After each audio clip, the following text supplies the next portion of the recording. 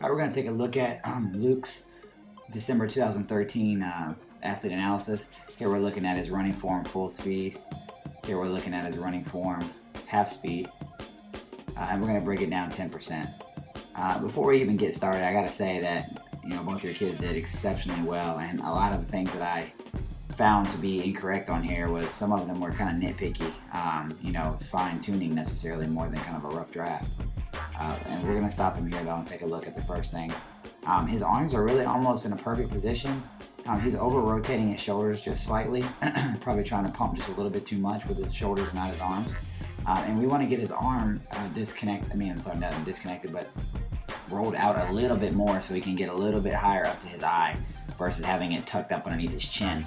But those are small tweaks. And again, those shoulders are making his chest kind of be off axis there, as you see the blue line extended.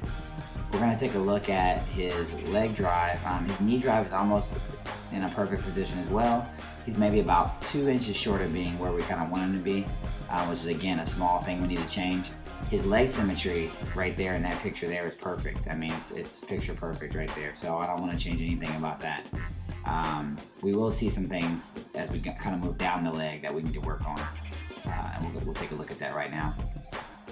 Moving forward, and you can see as we kind of work our way down the leg, we're going to start at the bottom and kind of go up. You see how his foot's off axis there. It's about 30 degrees or so off axis, and it's basically just causing a kind of a chain reaction up the leg.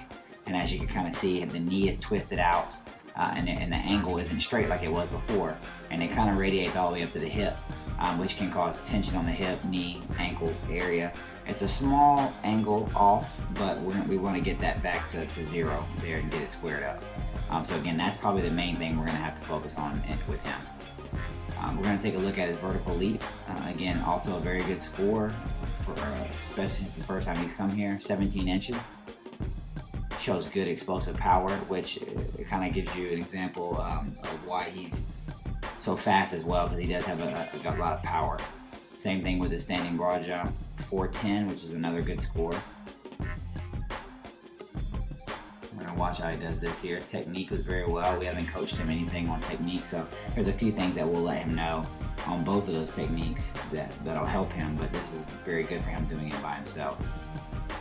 Moving forward to the lateral. Again, also very well. Good balance. Probably standing a little bit too tall, but other than that, hips were squared up. Everything looks pretty good. Moving on to his analysis, and this will show you his scores. All scores were very good. He actually maxed out on the planks there, and his 10, 20, 40 times are also excellent for his age. Vertical is good. We do need to work on his flexibility, like big time. He has possibility, tendency of getting hurt because he's not flexible, and this will help his speed and his strength as well.